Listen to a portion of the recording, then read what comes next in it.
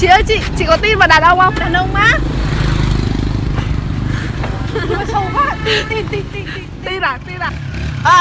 Em nhờ tí anh ơi. Gì anh ơi? Anh còn niềm tin vào đàn bà không? Đàn bà hả? Ôi ôi anh ơi, cuộn anh ơi, cuộn anh ơi. Cuộn anh ơi.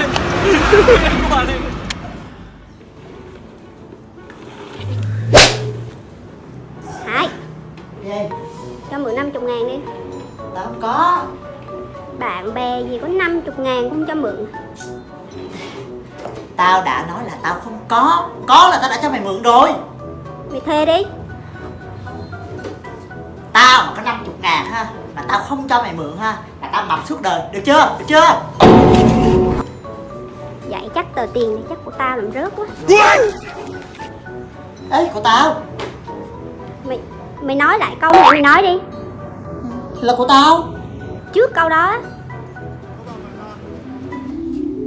Tao mà có 50.000 ha, mà tao không cho mày mượn ha, là tao mập suốt đời. Được chưa? Được chưa?